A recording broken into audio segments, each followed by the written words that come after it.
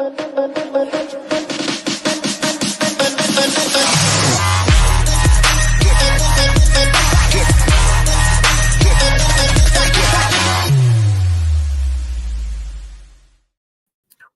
back to the Cricket Weekly podcast on the Reverse Scoop. My name is Adam, and we are here with Nabeel. Yo, what's going on, fellas? How you doing, Adam? Yo. Welcome back, guys. Another week. Here we go. We're here. Another week. Another big week. Oh, look at that. The audio sounds perfect. Another big week in cricket team. England, India. What a test match. Wow. Does it get any better? Does it get any better than this? Doesn't get any better, man. The best advert for test cricket I've seen in a long time, especially a series like this. Goes down to the 5th test on the wire, and India pulling it off in amazing, one of the most historic wins. And most of the players that played at the series, they said this has to be one of the most special series they have been a part of, and probably in Indian cricket history as well, man. So let's start there, Adam. What do you think of the whole series, man? Was it one of the best series we've witnessed in a long while? One of the best series, absolutely. I don't remember a series going that like just off before the pod. I was like, what is the last time I remember it going down to the wire? And the last time I think I remember it going down to the wire was Michael Clarke in India and him getting a couple wickets right at the end of the day's play. ChatGPT, what year that was? That was 2008. And it was just a second test. It wasn't even day 5. It wasn't even for a drawn series. It wasn't even the whole thing on the line. It wasn't even 6 runs to get. I don't remember a time when we had a situation like this, 5 tests, all going to 5 days, and you have it down where 60 runs to get. You got 5 wickets in hand, right? And at that point, I was like, I made the video. I said, who's winning this test match? And trying to explain to Americans who's winning the test match. And the opening thing was, well, technically, England's on top in this game, but they're not really winning in a sense, because as soon as 1 wicket is lost at this point, it's going to be trouble for England. And then if they lose 2 wickets and they lose Harry Brook and they lose Joe Root, well, then they're really in trouble. And then now India's on top. And what happened? Harry Brook threw his wicket away, and then Root got undone after getting to the 100. And then before you knew it, they was over, out for light. Then they come back the next day. They've only got, what was the last day? They did 20 runs to win or whatever they did on the last day. Like, it was unbelievable. And it was tails up. India had their tails up. And even from the first ball on that last day, 4-4 back-to-back. And, okay, it'll be over pretty quick. And then, no, don't worry about it, mate. In the bag. Got it in the bag. And then to bring it all together at the end, Wilkes coming out, having to face a ball, having to come out with a broken shoulder or dislocated shoulder. I mean, was just the scenes, unbelievable scenes. And I was trying to think today about what it would be like if you were to explain to American what it would be like for them, right? And I think Matt Stafford is a Matt Stafford playing for the Detroit Lions. He got absolutely leveled, dislocated, separated his shoulder, and then went back out in the field and threw a touchdown. And I'm like, that is the same energy that Wokes was giving here. He was putting his body on the line. He was going to go out there and face a 90-mile-an-hour ball. Luckily, he was on the non-striker's end for the first ball. And then the other part of it, which I think is underlooked, is the mateship aspect from Gus Atkinson.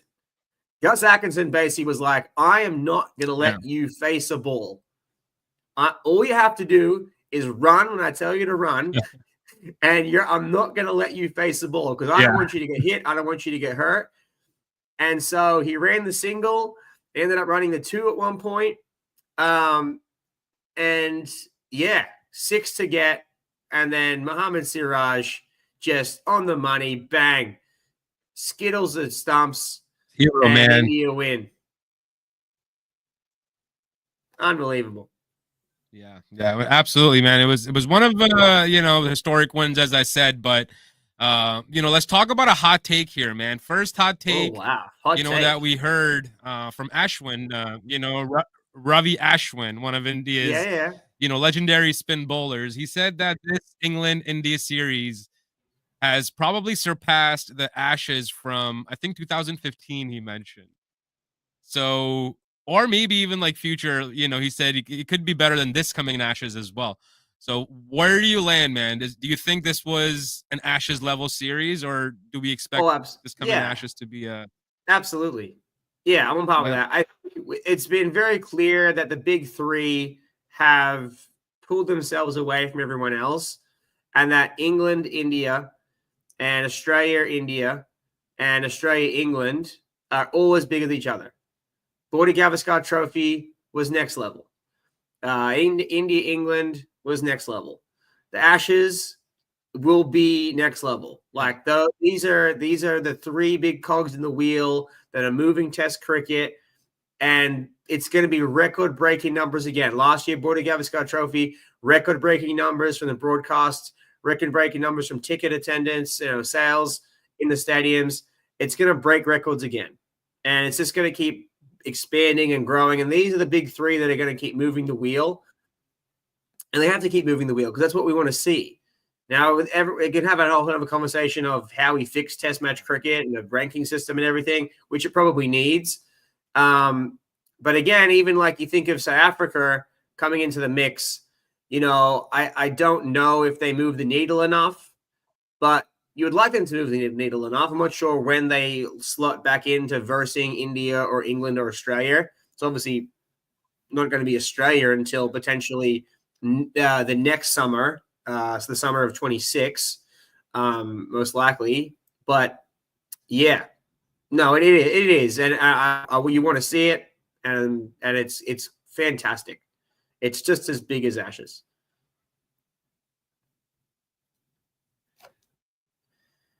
What are your thoughts? What do you think about it? Yeah, no, I absolutely agree, man. This India-England series was definitely one of the top series, man. I think Ashes has its own charm about it, and now the Border Gavaskar Trophy has its own charm, and now this England India, it's becoming I guess those top three. That's the best competition that you'll see. So whenever they play against each other, it's the best competition that's out there. So that's why they drive so much emotion and drama, in the matches as well.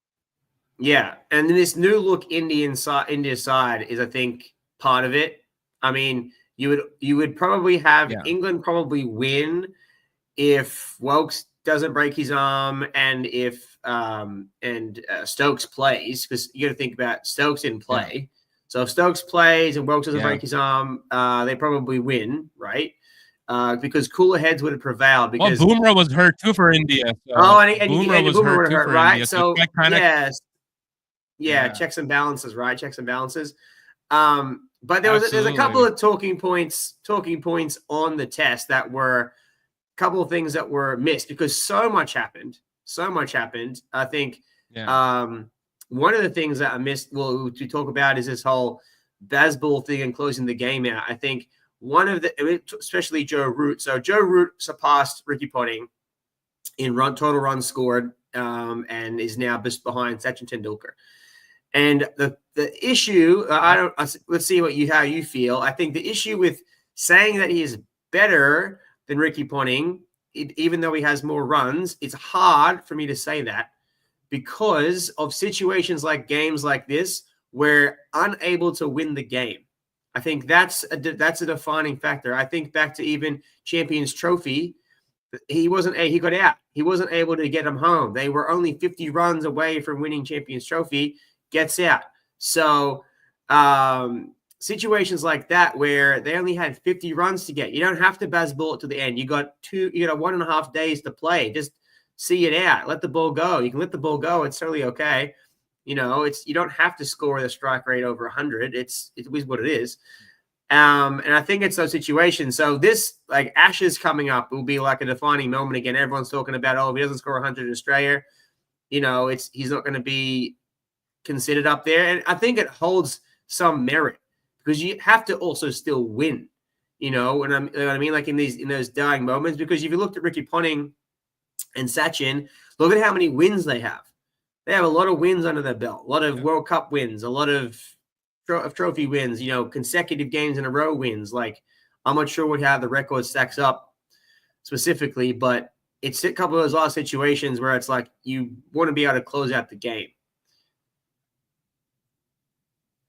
that's where players are different, from great to legends, and it's essentially how you win games, how many matches, how big of a match winner you are as for your team. That's what defines your greatness, in my opinion. I mean, we've seen a lot of players, pile the runs on, and they can, um uh stat pad, essentially, is the word we use nowadays, right? They can stat pad and have averages of 50 plus and scores out the ass, but it's literally just how are they winning any matches for the team? Prime example, I'm going to go back to my Pakistani brother here again, Babar Azam, who scores a ton of runs, but have not had those match winning performances. Same thing, I think, here. Joe Root has scored a ton of runs, always does. But in comparison to those some of their greats like Ponting and Tendulkar, I think the different times, different eras, and that quality was totally different, right? And even if he beats, I think, Sachin's records of 51 Test centuries, I don't think he can surpass him as the best of all time. In my personal opinion. Yeah, it's hard to do. It's hard.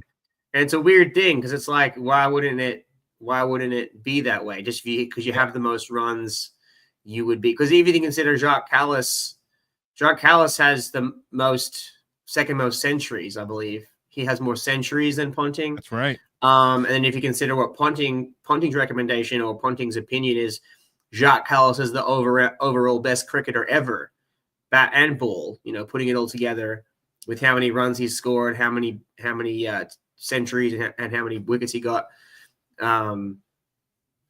So it is interesting, and we'll see how it goes. And I think it will really kind of be a split unless he gets a century in Australia. Yeah, I think you're right, man. And we'll see how that goes. But let us know what you guys think in the comments. Where does Joe Root land right now in the all greats list? I'm sure he's climbed a few notches, but I don't think he surpasses a Ponting or a Tendulkar. Let's talk about Mohammed Siraj. What was that? Let's talk about Mohammed Siraj. Oh, right yeah, here. the hero, what man. A warrior. He bowled like 12,000 balls, something like that. He bowled 1,100 and something amount of balls in the 5 test matches. I mean, again, trying to explain to American, like in baseball, you're starting pitcher, right? Starting pitcher, even if they're in a World Series, right? Let's just take a World Series pitcher. They're going to pitch 120 balls in the first game, and they're going to rest. And they're going to get 2 games off, maybe play the 3rd or 4th game, right? Well, not in test match cricket. Nah, you got to bowl 100 balls, and you're going to bowl 100 balls tomorrow. Then you're going to bowl another 100 balls the next day. You're just going to keep bowling. That's keep right. showing up. And Mohammed Siraj played all 5 tests, bowled in all of them, bowled up 9,000, overs, and he was getting faster. Yeah. He bowled his fastest ball on day 5. He was bowling everything over 82, 83, 84, 85 miles an hour. And then on the final day, he was getting up to 90 miles an hour. Like, unbelievable. Like, no quitting him. Wobbling that seam, decking him away. His ass off, man. Oh, yeah. And he stood up. No boomer, like you mentioned. No boomer. And stood up and just attacked the stumps. It was amazing to watch. Yeah, man, absolutely. Siraj has, always been a consistent performer, man, for India over the last, couple of years. And even with injuries, other players missing out, he's always been that constant threat, for the opposition. So, I'm really happy for his success. I'm really happy that he's able to deliver in a crunch situation. And this is the difference, again, as I said, what separates greatness, right, and legendary players is when you can win a match for your team when it really matters the most. And Siraj did that for his team. So, shout out to Siraj, a great accomplishment from him, and really good series win for India.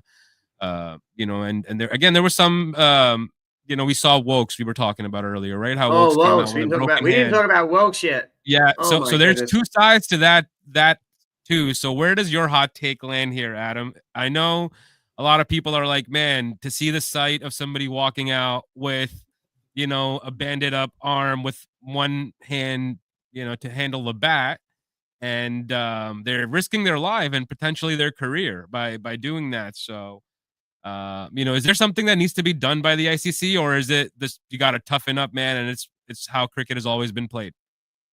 Absolutely not. It's part of the game. It's part of the game. As my grandma would say, harden up. Yeah. Drink a cup of concrete. But if it's a visible injury, man, don't you think they should be allowed a sub? No. I know they have a concussion sub now. No, concussion sub. I mean, yeah, right. I know. So I think, well, even I'm iffy on the concussion sub. I mean, I think that can be faked. Well, the concussion sub rule, I think, should be you allow them to have time off the field.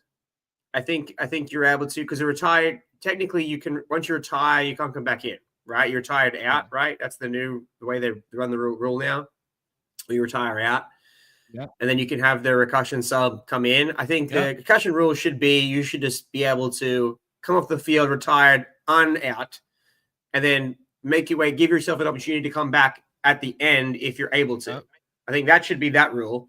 For the injury rule, I mean, bring back the runner. Bring back the runner rule. You remember the runner rule back in the day? Remember the runners? Yeah, I remember. There's people out there that don't. There's people out there that weren't even born when that rule was invented. People tell me, I said, I've forgotten more about cricket than you'll ever know.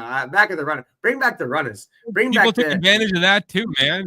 Let them take advantage of it. Make it complicated. Make it confusing. Get the run out. Get the rule books out. But no, if you get the injury, it's just part of the game. It's part of the game. You have 5 days. Think about it like because you consider Test match cricket is similar to the Masters or the Open, like in golf. It goes for 5 days, 4 days, right? Yeah. Let's say Tiger Woods or whoever, Scotty Scheffler, they're leading coming into the last day, and on the 16th hole or something, they throw their back out. What are we going to do? We'll just get a sub. No, you're done. You're cooked. You're done. If you can't make it all the way to the end of the 4 days of play, well, then you're out. It's similar in Test match cricket. You got to be able to survive the 5 days. It's a test. It's a test of will, test of your body, test of everything, test of mental, test of physical. And if you unfortunately get injured, then you have to kind of roll around with that and figure that out. So. Because it comes down to that, he had to come out and face 6 runs to win. And I mean, I filmed a video. If Siraj doesn't hit the stumps on that ball and England had won, I would have released the video that I was going to put up, because it was absolutely, Gill made a huge error and in a strategic error. And it's like so obvious. He had 5 balls were bowled to Gus Atkinson, and that on that last ball they're going to run. And I'm like verbally yelling while I'm on the mower at 6:30 in the morning. We're trying to watch the test. I'm like, you got to put in a silly mid-on and a silly cover, right? You have someone on one side of the wicket, someone on the other side of the wicket in the silly position. The cover is more squarer and the mid-on is more straighter, right? So the cover covers the stumps at the striker's end. The silly mid-on covers the stumps at the bowler's end, and you don't let them run. Even if he tries to get a single somewhere, if he swings and misses like happened, all the keeper has to do is throw it to the stumps and he's out, right? And that ends the game, right? And they're going to run, but they didn't. They were escaping through for a single, and they gave Gus Atkinson the strike for the next over. And I was like, you could have won the game right there. Okay, because you want to force the hand. You want to have Woakes on strike to bowl at him. And if they were going to bowl at him, that would have been another whole thing. Like seeing him try to face one ball would have been, this story could have been even more dramatic, him facing up onto the ball. Yeah. But Siraj just bowls a full bunger or a Yorker, and away he goes to the stumps. But if you're out there, kids, you got 1 run to get or whatever, you got to bring in a silly mid. You got to bring in a silly cover team. Don't let them pick the single team. Bring him in close. Have someone backing up the stumps. Have the keeper already with 1 glove off. Have it all set up. so that you don't. I think have it's you're absolutely right. But I think Gill is obviously a new captain for Team India, right? And he's been able to hold his own in this series, and I think they've identified a long-term captain in Shubman Gill. Oh yeah, I think it's gonna work. And I think we will see these errors, here and there from him, because obviously he's a younger captain, and I don't know if he has a lot of experience in that lineup to kind of support him. Maybe Jadeja, in that lineup can help him out, and maybe a couple other experienced guys, KL Rahul. But a lot of the older experienced guys that they used to rely on are mostly out of the lineup, so with this new look Indian team, I think it's just gonna have some kinks here and there, but I think they'll work their way around it, man. And whoever they face, they're not gonna be easy to beat. And they were in full side. Bumrah was missing, as I said, so that was a huge miss on their end. Yeah, well, it's not every day you have someone with a broken arm that's trying to make a single and whatever. But straight away, I'm like, you put in a silly mid on just so that you have someone to cover the stumps, because you don't want to force their hand. But I mean, there's so many other things that happen. Like you think about Mohammed Siraj taking the catch on the boundary, takes it and then steps on the rope. Harry Brooks on 16 or 18, wherever he's on, and he goes on to make 100. And I think, oh no, they blew it there. And I really loved when the way they got Duckett out. I think there was a good package of him. They were bowling into him on that fourth day or whatever it was, and pushing him back in the crease, and then bowling him a full one and gets edged. And it was just a lot of cat and mouse stuff going on all throughout the 5 days. And even when Mohammed Siraj, like I said, the biggest bluff, as I call it, the best bluff in cricket history, or the biggest bluff maybe in sports history, where they bowls four balls at Zach Crawley, and then they move Jaiswal across, thinking it's going to be a short one, and he bowls him a Yorker and takes out his pegs, ends the third day. I loved that. I absolutely love that. That was classic. Yeah, that's why we watch Test cricket, man. And for all those, let's take some comments, man. We got some comments from Imran. Comments, you got comments, team? Let them in the chat, team. Imran always joins us every week, and he's got a bunch of comments coming on. He says, "I was on Adam TikTok live." Hey, welcome, Imran, as always. He's saying, "Congratulations to your Pakistan on winning the next series." I mean, we won that T20 series down in Florida. The USA weren't a part of it, again, which we kind of are still scratching our heads. There were some news that came out that the West Indies Cricket Board and Pakistan Cricket Board didn't want the tri-series. So I don't know how true that is. If you guys know, you guys can let us know. But that's you know. Hey, the word's going around right now, so that's how the news gets covered in USA cricket, man. But yeah, next comment. I thought England was going to win the test. We all thought so. But a great comeback by India. Tate's Vision says England bottled the series. Yeah, they did. Yeah, they had a chance to win it. They should have wrapped it up. They did. I mean, I don't know who you would blame that to, I don't know if it's England's incompetency or India's smartness or just Siraj's brilliance. We don't know. It was it's a total brain fade. You don't have to score. You had 60 runs to get. You had a whole day's play. You haven't got to smash it. And Brendan McCullum at the end of the game, he's like, "Oh, I like they should have been more aggressive." Should have been more aggressive. Yeah. You had like 30 overs to score 60 runs. All you had to do is knock it around. Yeah. You didn't have to do anything. Winning the game is the most important part. Yeah, absolutely. Sometimes it's boring. Man, sometimes it's boring. You know what I mean? You just got to let the ball go if it's not there. It is, man. It is. That sounds good. Next comment. What do you think of Rashid Khan's performance today in the 100? I think he got a 3 for today, Adam, against. Didn't see it. Let's see what the matches were today. It was the Spirit versus the Invincibles. First match at London. I don't know if men's I get the highlights. 100. And Rashid Khan had figures of 20 balls. 20 balls, 11 runs, and 3 wickets. Solid. 11 runs. Yeah. Well, 20 balls for 11 runs and 3 wickets. He hasn't been in the best. He hasn't been in the best form. His IPL wasn't the best, and he didn't get to play in MLC. I mean, they didn't need him. Yeah. They still won without him. I'm not- New York won without him. Yeah.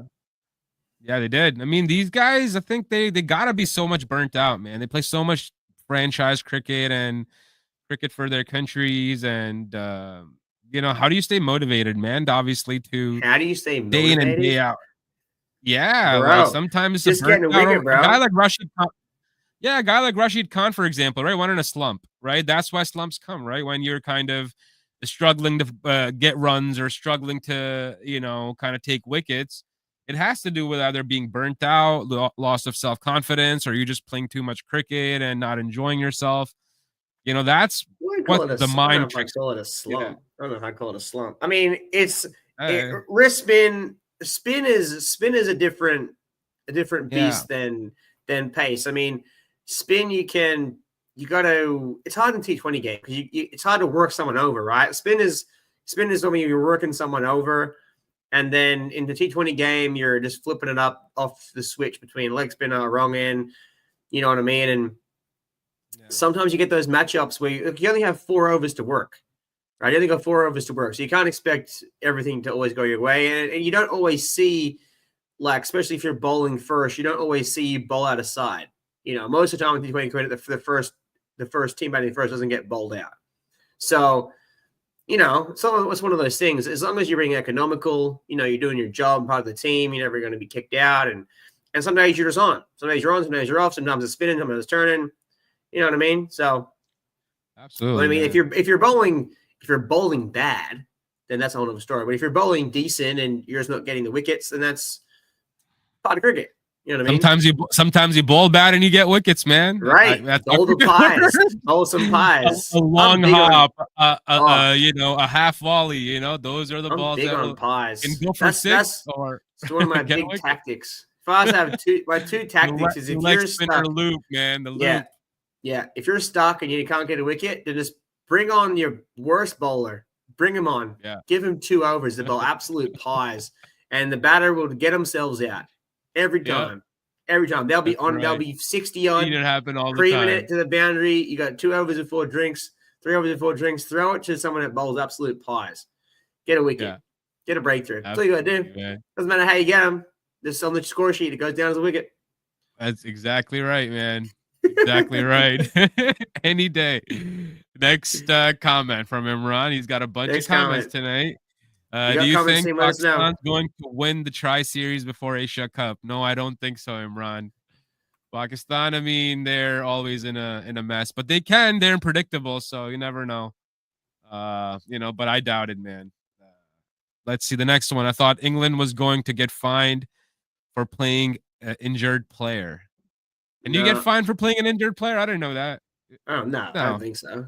What do you mean by that comment, Imran? I don't know, man. I don't know. Keep on dropping your comments, guys, by the way. It's like a player's safety thing, but no, I don't think we're going to get to a point where that's going to be the case. You just got to suck it up. Like I said, drink a cup of concrete. Oh, so he's talking about probably Chris Vokes, right? What happened? And we kind of brought this up on our hot take earlier, which I didn't land on. Yeah, but I think about Rishad Pant busted up his foot. He went out to bat. He hobbled on out there, and you think about you go back to Graham Smith. Is that Graham Smith from South Africa? What's his name? Graham Smith, right? That's the captain of South Africa, the old captain of South Africa. Yeah. He busted his hand. He had a fractured hand. Yeah. He went out into bat, and you think about Nathan Lyon. He busted something in Ashes a couple years ago. He went out to bat. Yep. I mean, you got to just do it. It's just part of it. It's part of cricket. Yeah. You just got to do it. Part of it, man. Part of it. Part of it. We need the impact player rule in international cricket. I don't know. No. I don't know. I don't even like impact cricket rule in T20. I don't even like that. I don't even like that rule because it's clever, part of the but no, I don't like it. No, I don't like it. I'm glad we don't have it in MLC. RPL, I don't. I mean, hey, I bet they bring it in next year, though. No. We can go to rules I want to change. Can we please change the full toss rule? Please. Love of God. Change the full toss rule. Yeah. If I got to deal with another, measure his waist, 92 centimeters. It was at his head. He's at his head when he makes contact with the ball, but it's going to dip. No. The rule should be on the full toss. I'll die on this hill. If you make impact with the ball above your waist, regardless of where you're standing, it should be a no ball. Yeah.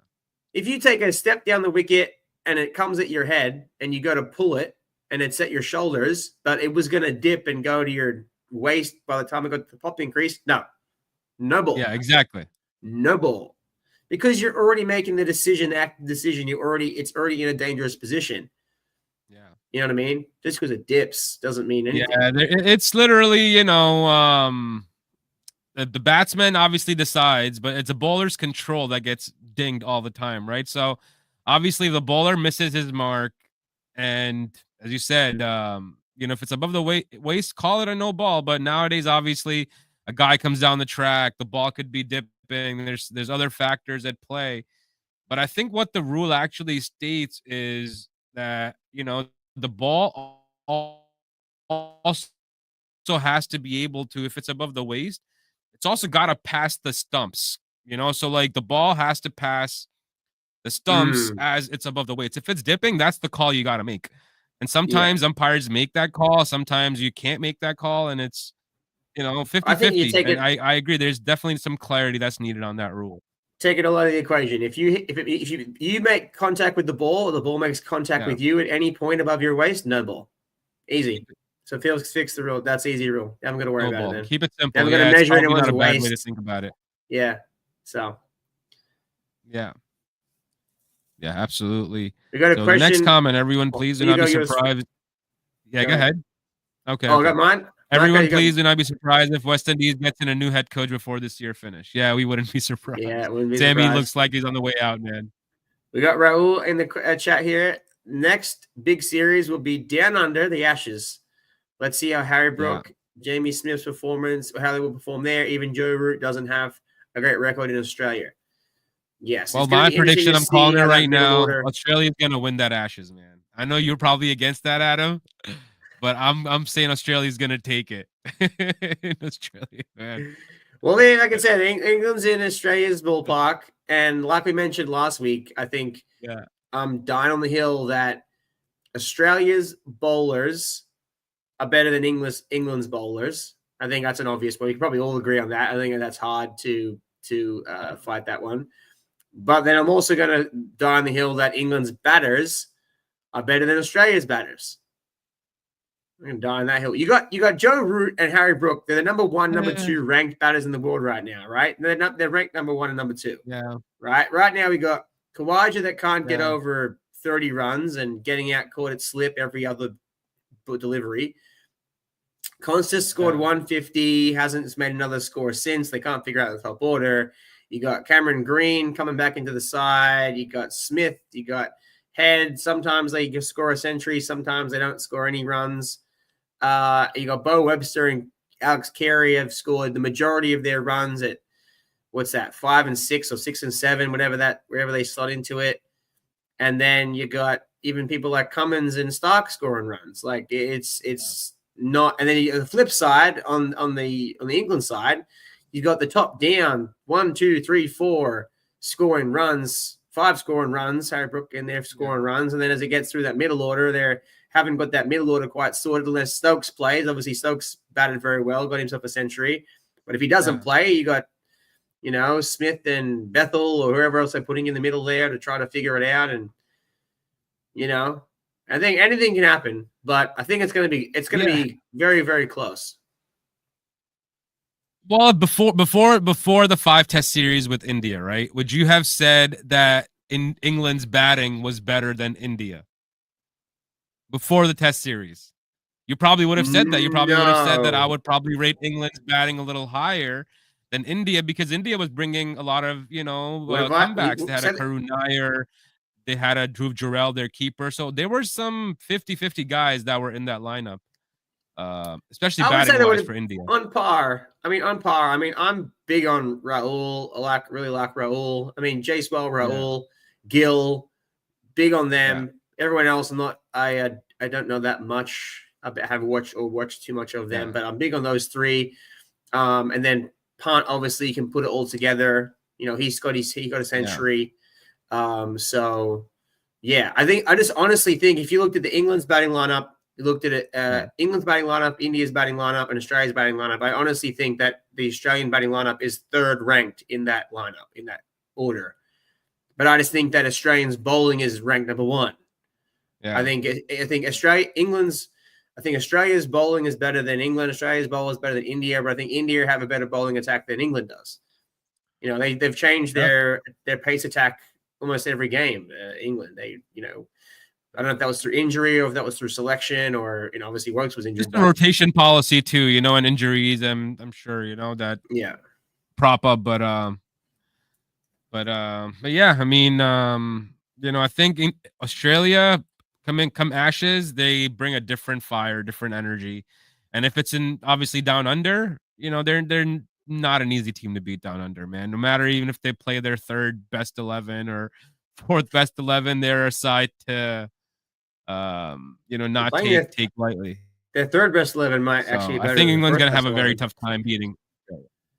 Yeah, I honestly, sure. I feel if they don't get their opening partnership sorted, I feel like it's going to be a similar situation to Border Gavaskar Trophy, where they just get rolled early, and then we have these 3-day scenarios, and I can see, I see more. I have more faith in England going out there and scoring runs quickly and then getting out quickly.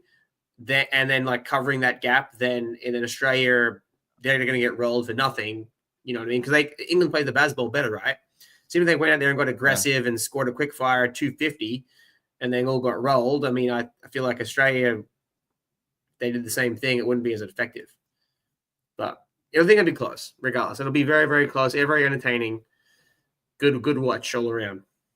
What do you make the prediction will be? Do you call it 3-2 England, 3-2 Australia, 2-2 Australia, 4-1 Australia? What are we calling it? You'd have to consider that you'd have the possibility of one being washed out, and so let's go a 2-2 series. With a one washout. Let's go with that. Yeah, I can't put you. I'm gonna go with a 3-1 with a one washout, man. I think Australia wins the series 3-1. Okay. Yep. You'd have to obviously win a match. You have to obviously say Australia win the pink ball test. That's a no-brainer. Oh yeah, absolutely. Let's see some more comments. Where do we leave off? One here. Where is it? Where can I watch the cricket? You got me hooked on the cricket during the 2020 World Cup.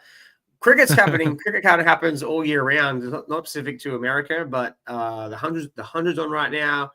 Test match series just finished with England, India. To watch cricket in the USA, you have to watch it on the Willow TV. On the Willow app. That's pretty much how only way to get access to it in America. Do they stream? Is this minor league get streamed somewhere, maybe on the YouTube channel or somewhere? Or there'll be. I think it'll be streaming on Major League Network. Okay. Right now, Major League Network is covering the MiLC draft, which we're gonna get into next. So. Let's just finish these comments up that we have. My prediction for Asia Cup is Afghanistan going to win. All right. Next, do you think American cricket team would get more sponsors if they did the interviews on Good Morning America after the World Cup? 100%.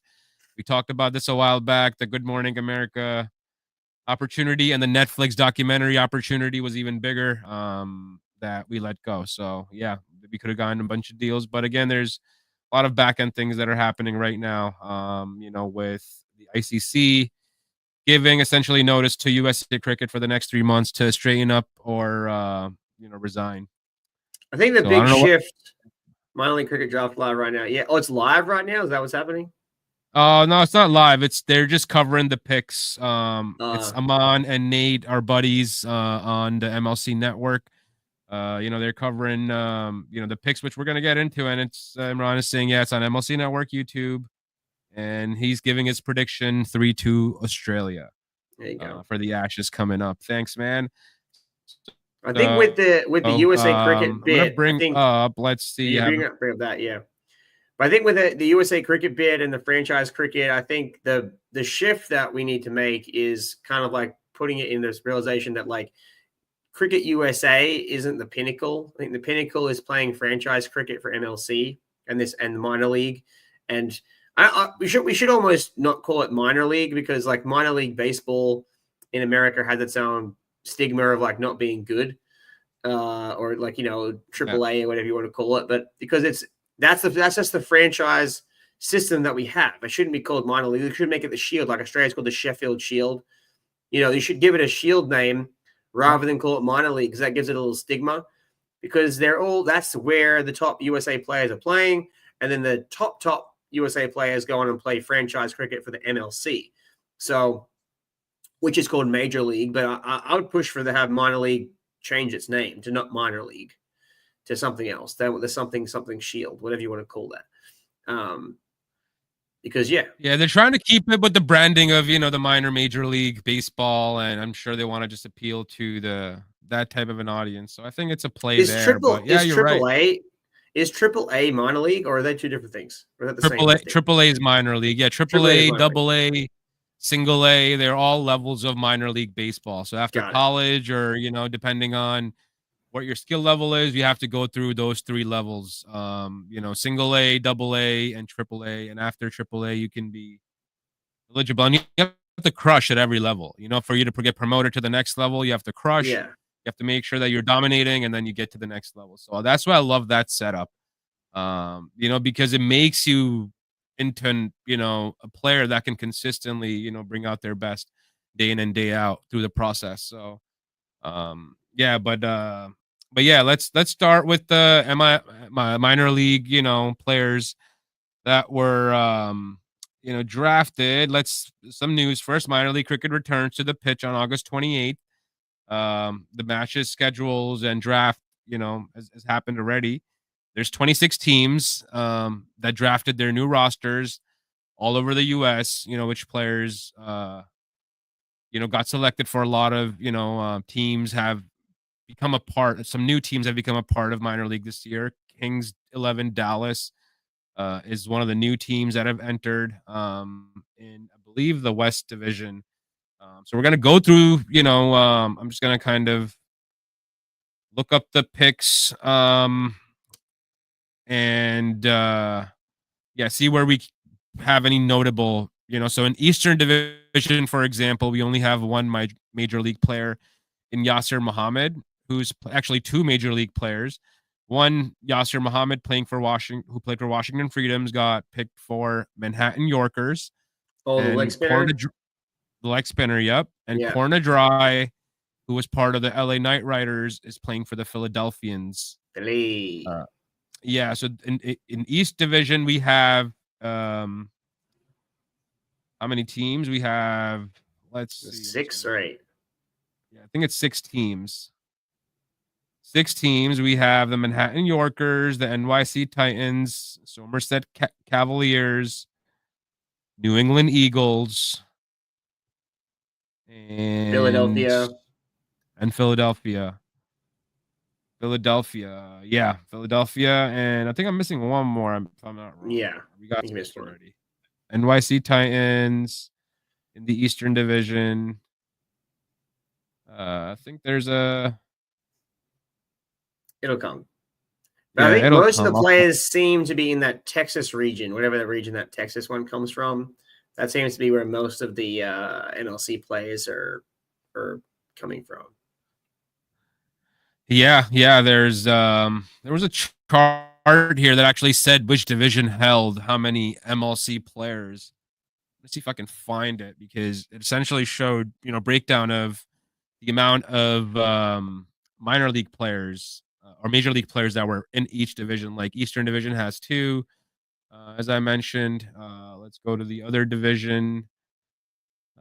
Let's see.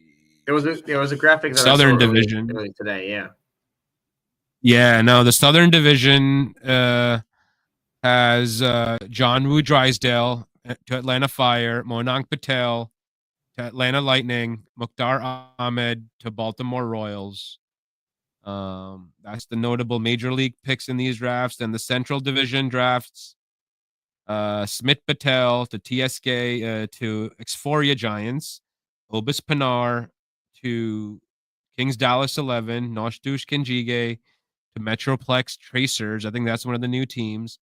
Shubman Ranjane to Metroplex Tracers. Save Butter to St. Louis Americans, and that's a new team, I believe, as well in the Central Division. So we've got a Central Division, a Southern Division, we've got the Eastern Division. Then we have a Western Division, which Lahiru Milanta went to Seattle Thunderbolts, which I think is the minor league. Yeah, I'm looking of at the Western Division right now. We got Ugurker went to the Blazers. You got Krishnamurthy captaining them, the Blazers. Who else you got here? You got Paradikar going there, Sandeep Ganesh going there, and LaRue going there to the Blazers.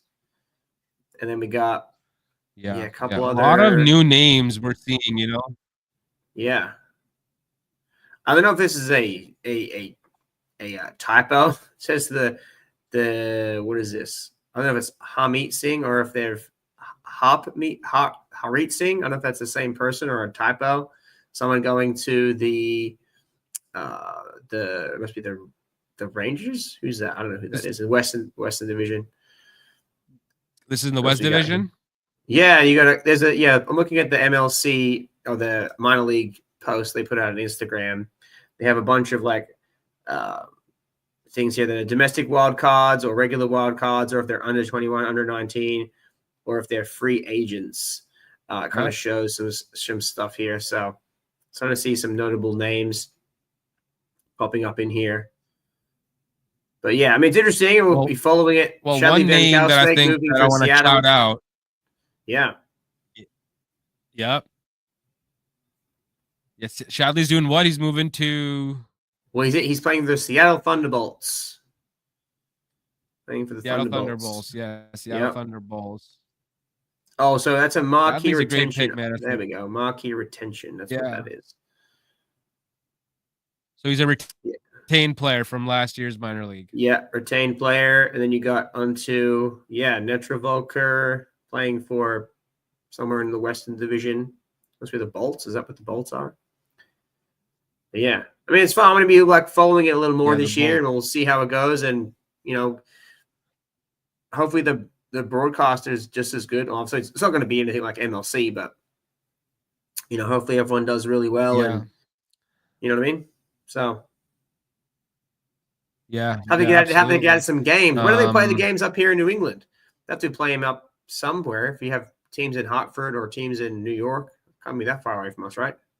Yeah, I think there's a couple fields. I think NY Ovals is probably an option, and then they've played out in New York as well in a couple fields. So it depends where they kind of schedule these. The schedule hasn't come out yet. But one guy that I want to shout out is the guy who got selected for New England Eagles.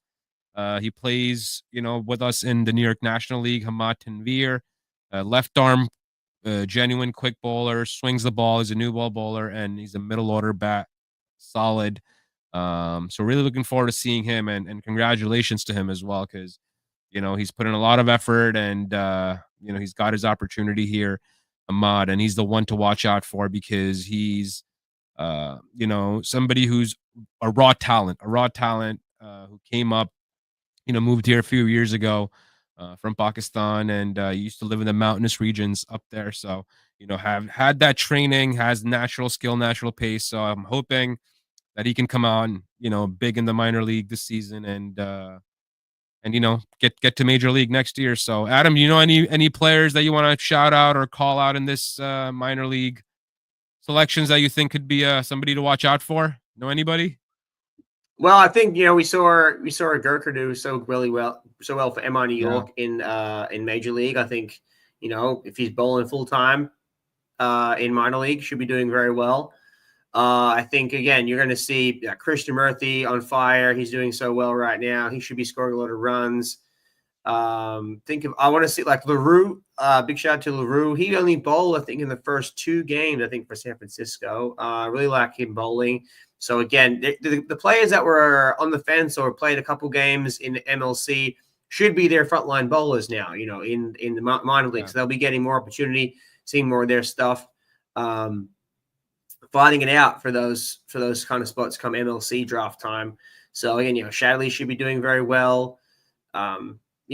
all the guys that we see through MLC. And for batting, Monik Patel probably is still going to you'd have him for top scoring again. He top scored in NLC, even with some of the big international names around him, top scored there. So, yeah, and I think it's going to give an opportunity for some of these guys to really start making a name for themselves and really put the name, like the Trump brothers should be doing very well. Didn't get as much, airtime on the MLC. Ali Sheikh out there, I'm not sure who he's playing for exactly, but there's some names out there that didn't get a lot of time on the MLC circuit, but should be getting a lot of runs and wickets over in minor league. Yeah, absolutely. I think the idea should be to obviously test out as much new talent as we can in these teams, right? So we can have a bigger pool of players to select from when comes, Major League Cricket draft or when comes USA Cricket selections. So I think there's this particular group that I've seen in all these divisions. I've seen a lot of new names, but I like that. I like the fact that there's differences from last year, and we're getting into giving opportunities to a lot of these youngsters that are up and coming. So because I think we got to invest in the youth. Youth is everything. And as we know, New Milford Cricket, we focus here all on youth. Once we kind of get the hang of these young talents coming up, I think we only can grow in the right direction in the future. So but that shout out to one of our New Milford's female player, under 15 player, who made the USA Cricket national selection. Ruchita Rao is her name, I believe, and she's 14, a wicketkeeper batsman, and the announcement came in today as well of her selection in the under 15 USA Cricket Nationals. So that's two players from the club that have gotten selected recently. And a lot of kids are working hard here. So that's why I love to see the success kind of pay off when these selections come. So shout out to those two. Wanted to bring that up in some local coverage that we do here on a weekly basis of things that are happening. Besides that, let's see if we can find any other gaps in minor league or if anything else that we've covered. USA Cricket News. Yeah, USA Cricket News under 15 announcement for a national tournament. That was, again, came out today, and the selections came out today as well. So under 15 USA Women's Tournament will be happening. So that's another good news that USA Cricket, is focusing a little bit on the female game and looking to grow the underage side of things. So that was another news that I wanted to bring up. Besides that, let's see what else we got. If I'm going to go back to the minor league, we already got 100 kicking off. You got minor league starting. You got a bunch of stuff coming up in the works. We just wrapped up. We got the West Indies Pakistan series. We can do a little coverage on West Indies, man, since our fans, from across the ocean there in the islands are kind of done with their management and their team, and they need wins. Up until that second T20 international wins, they had lost 12 straight T20 internationals, I believe, man. And they got to win. They got to win. Yeah, they got to win. They lost the series, but obviously, who does the blame go to, man? Does it go to the coach? Does it go to the selection? Does it go to the team makeup? How do you? Because they have talented players, man. I don't know how they don't win, with so much talent at their disposal. I don't know. I mean, like I said, I think we spoke about this maybe last week. I think just the systems that are built in some of these countries just develop the players' system better. And I don't know what facilities they have and how it's run. All we hear is that it's not well put together over there. So, and again, in these top tier international games, it's so close, the winning and losing part. It's just one over here or one over there. A couple of bad balls changes the game. All of a sudden you're losing when you're winning, or you drop a catch here. It's just it's hard, and someone's going to win and someone's going to lose. You know what I mean? it's just one of those things. And West Indies are in a position now where they're losing a lot, and they're not able to beat the bigger teams. And that's a whole other thing to talk about, or relegation and having different tier systems set up and how they play each other, and the World Test Championship and World everything else championship, and not qualifying for Olympics because they're not going to be able to be top country, all that kind of stuff. It's just, it's a small margin. That's the challenge, because they're not actually just like one country, right? There's a bunch of so many islands that are obviously want to play independent too. Jamaica's like, I want to play cricket on my own, Guyana's like, I want to play cricket on my own. So they can potentially be there. Because there's too much corruption amongst those, countries to select the proper 11. I think, there's always that, more Guyanese are getting selected, or more Trinidadian are getting selected, or more Jamaicans are getting selected. There's always that corruption in the back end, and whoever comes in brings their own people. So if somebody in the power comes in from Jamaica, you'll see more guys from Jamaica. You see somebody coming from Guyana, you see more guys from Guyana. So that's what the system is. And maybe it's better they should just, separate all of them. Let them kind of be their own cricketing nations. It never worked. Not? It never worked. No, you can't have their own independent nations. It would break the West Indies legacy, but what are you gonna do? Have Australia tour Jamaica and then tour Guyana and then tour wherever else? Like, no, it's just one thing. Put it together. It's not that complicated. Like, if people, all this stuff gets so complicated. Like, it's not that complicated, really. Let's vote for Adam Bannon for the West Indies. You just pick the best players, put them in a team. You have an academy, then you go down a level. You have all the countries have their own internal shield system, and then the top players in the shield system go to the international system, just like the states do in Australia. Australia has their 7 states, well, their 7 states they have built out into their Sheffield Shield system. Play the Sheffield Shield system. You go one level down and you play grade cricket for the capital city that you live in. And you go down one level and you play for the regional club system. And you go down one level and you go to the city and suburban level. And you put it all in reverse and you go from junior first grade cricket to grade cricket to Sydney grade cricket to Sheffield Shield to playing for Australia. Not complicated. It's not complicated. You have a system set up. It's already there. It doesn't matter if you go to England. Then you go to you play village cricket, and you play grade cricket, you play the county cricket, and then you go to just go to the next level. It's not complicated. It gets overcomplicated because people want money here and people want money there. The biggest thing is you got to do it for the right reasons, and you got to do it for the love of cricket. You just got to do it for the cricket. Get out of it. Get out of your own way. Do it for the cricket. That's what it's for. I mean, I do like at the West Indies, the president, he was like, it's a birthright of a West Indian to go watch the cricket, every child to go watch the cricket, and so the kids go watch for free. I think that's fantastic. I think that's perfect. I think we should do the same thing here. Kids come watch for free. Watch for free. You haven't got enough people watching who care about who is watching. Just have them come for free. Learn. If there's the first time, I think Ricky Ponting in the press conference, he was like, we need to be out in the schools, teaching them the kids, have them come.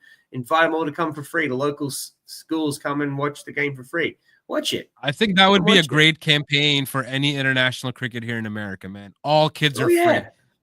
It'll drive the parents into the stadium, and kids are free. I think it could work. Kids are free. Yeah. Do it. It's a great marketing play, maybe here in the U.S., guys. Yeah. Check it out. I don't know. Check it out.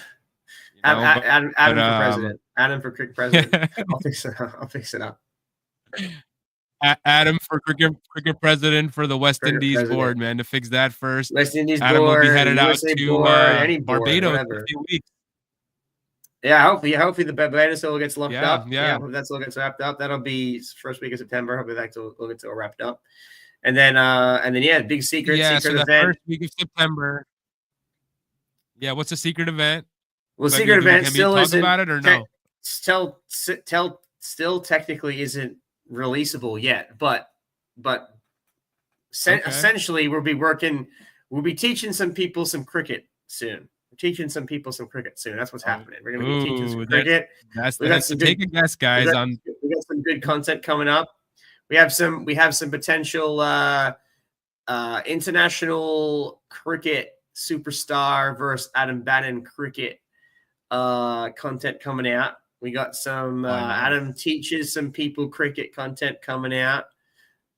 We got some good stuff. We got some good stuff coming out. It's all happening. Yeah. It's all happening. That's it, guys. Make sure you guys go to Adam Bannon's Instagram page. Give him a follow there.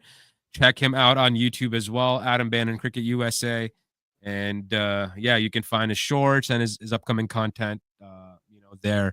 And yeah, Adam's gonna be bringing out some content, and we're looking forward to it, man. We're looking forward to some of the amazing things. And if Adam's gonna be out in Barbados, as I said, and if any of our West Indian fans, want to link up with him out in Barbados, you guys can, DM him on his Instagram and yeah, if you guys want to collab, if you guys want to do some content, during the during CPL, he's going to be there 2 days, Adam, if I'm not mistaken. You had told me for CPL. Yeah, hopefully it's not all locked in stone, but hopefully we get out there for the first couple of days of CPL, and get out there for the bash, the beach blast. That'll be happening. An Impact Group, Adam Hall, and yeah, that'll be preceding the CPL, preceding happening before CPL launch. So yes, so that sounds good. Yeah.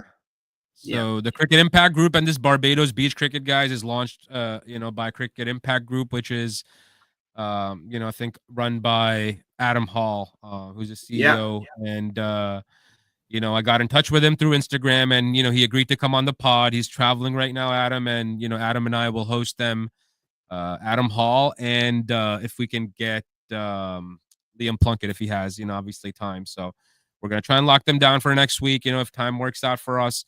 And yeah, that would be next week coming on to you guys. And yeah, Adam, I think that's all it for me, man. Do you have anything else you want to add to tonight?